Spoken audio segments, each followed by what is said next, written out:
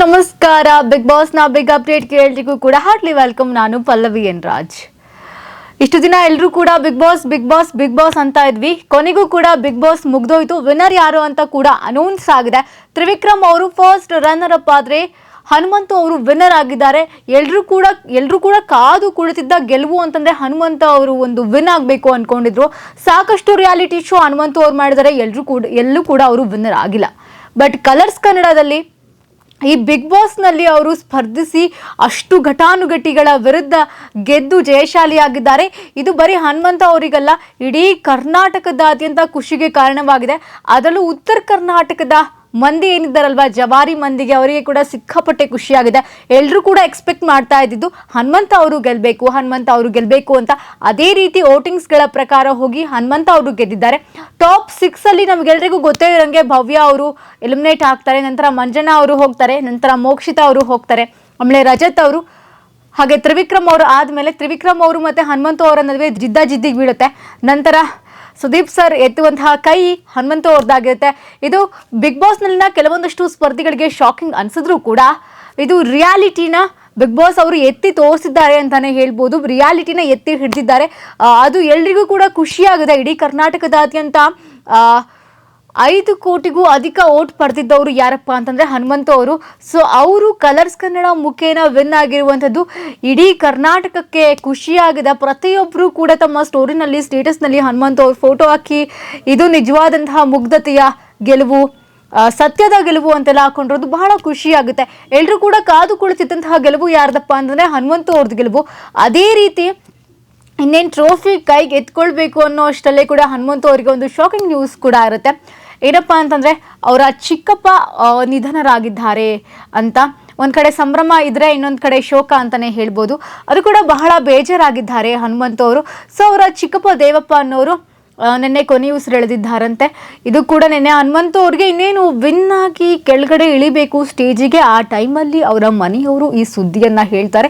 ಇದು ಅವರು ಯಾವ ರೀತಿ ತೆಗೆದುಕೊಂಡಿದ್ದಾರೆ ಅಂತ ಹೇಳೋಕ್ಕಾಗಲ್ಲ. ಬಹಳ ಒಂದು ನೋವಿನ ಸಂಗತಿ ಅಂತಲೇ ಹೇಳ್ಬೋದು. ಯಾಕಂದರೆ ಚಿಕ್ಕಪ್ಪ ಸತ್ತೋಗಿದ್ರೆ ಮಗ ಇಲ್ಲಿ ಖುಷಿಯಲ್ಲಿರುವಂಥದ್ದು.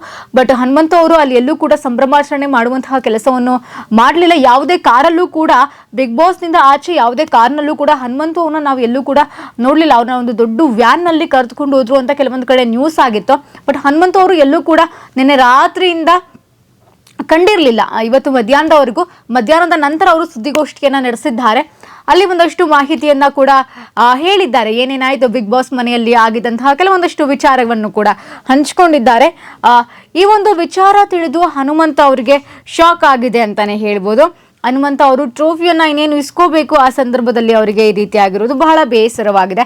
ಅವರ ಕುಟುಂಬದವರಿಗೂ ಕೂಡ, ಮನೆಯಲ್ಲಿ ಅವರ ಮಾವ ಹಾಗೆ ಅತ್ತೆ ಇದ್ರಂತೆ, ಎಲ್ಲ ಕುಟುಂಬದವರು ಕೂಡ ಬಿಗ್ ಬಾಸ್ಗೆ ಬಂದಿರ್ತಾರೆ. ಆ ಸಂದರ್ಭದಲ್ಲಿ ಈ ಒಂದು ಘಟನೆ ಸಂಭವಿಸಿರುವುದು.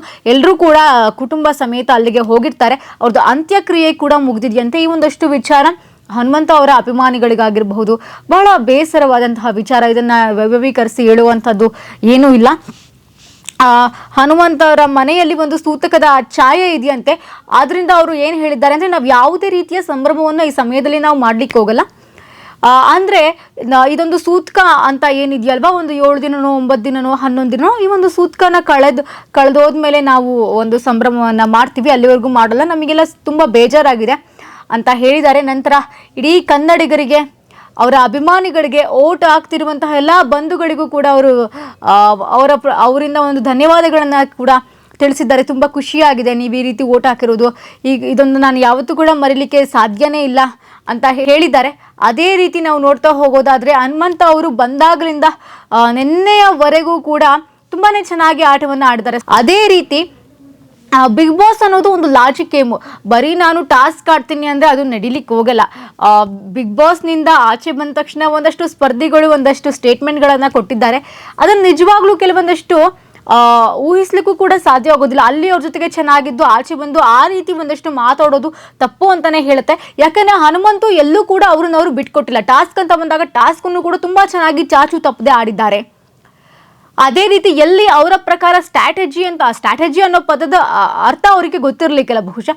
ಬಟ್ ಅವ್ರ ಪ್ರಕಾರ ಏನೆಲ್ಲ ಉಪಾಯಗಳನ್ನ ಮಾಡಬೇಕು ಅದು ಕೂಡ ಅವರು ಮಾಡಿದ್ದಾರೆ. ಎಂಟರ್ಟೈನ್ಮೆಂಟ್ ಅಂತ ಬಂದಾಗ ಹನುಮಂತುವಿಂದ ಬೆಸ್ಟ್ ಎಂಟರ್ಟೈನರ್ ಅಲ್ಲಿ ಯಾರೂ ಇರಲಿಲ್ಲ. ಪ್ರತಿಯೊಂದಕ್ಕೂ ಕೂಡ ಅವರು ಸೂಟೇಬಲ್ ಆಗಿದ್ರು. ಒಂದೊಂದು ಗೇಮಲ್ಲೂ ಕೂಡ ಅವರಿಗೆ ಶಕ್ತಿ ಮೀರಿ ಪ್ರಯತ್ನವನ್ನ ಮಾಡಿದ್ದಾರೆ. ಅದಕ್ಕೆ ಬೆಸ್ಟ್ ಎಕ್ಸಾಂಪಲ್ ಅಂದ್ರೆ ಫಿನಾಲೆ ಟಿಕೆಟ್ನ ನಾವು ನೋಡಬಹುದು. ಸೊ ಅವರ ಮೊದಲು ತೆಗೆದುಕೊಂಡಂಥ ಸ್ಪರ್ಧಿ ಯಾರು? ಹನುಮಂತು. ಸೊ ಇಷ್ಟೆಲ್ಲ ಆಗಿರುವಂತಹ ಬಿಗ್ ಬಾಸ್ನಲ್ಲಿ ನಿನ್ನೆ ಹೇಳ್ತಾರೆ ವಿನ್ನರ್ ಯಾರು ಅಂತ ಅನೌನ್ಸ್ ಆಗುತ್ತೆ. ಎಲ್ಲರೂ ಕೂಡ ಕಾದು ಕುಳಿತಿದ್ರು, ಯಾರು ವಿನ್ನರ್ ಆಗ್ತಾರೆ. ಒಂದಷ್ಟು ಕನ್ಫ್ಯೂಷನ್ಸ್ ಅಂತೂ ಇದ್ದೇ ಇರುತ್ತೆ. ಲಾಸ್ಟ್ ಸೀಸನ್ಗೆ ಹೋಲಿಕೆ ಮಾಡಿದ್ರೆ ಈ ಸೀಸನ್ನಲ್ಲಿ ನಿಜ ಏನಿದೆ ಅನ್ನೋದು ಕೂಡ ಎಲ್ರಿಗೂ ಕೂಡ ಗೊತ್ತಾಗಿರೋದು. ಒಂದಷ್ಟು ಸಿಹಿಯ ವಿಚಾರ, ಸಂತಸದ ವಿಚಾರ, ವ್ಯಕ್ತಿತ್ವಕ್ಕೆ ಗೆಲುವಾಗಿದೆ, ವ್ಯಕ್ತಿಗೆ ಗೆಲುವಾಗಿದೆ ಅಂತ ಹೇಳಬಹುದು.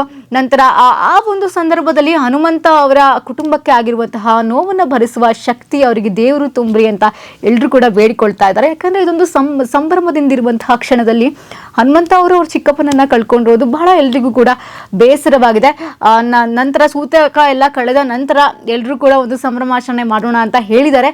ಸೊ ಅಲ್ಲಿವರೆಗೂ ಕೂಡ ಎಲ್ಲರೂ ಕೂಡ ಕಾದು ನೋಡಬೇಕಾಗಿದೆ. ಇದಾಗಿತ್ತು ಈ ಹೊತ್ತಿನ ವಿಶೇಷ. ನೋಡ್ತಾ ಇರಿ ಈ ಸಂಜೆ ನ್ಯೂಸ್.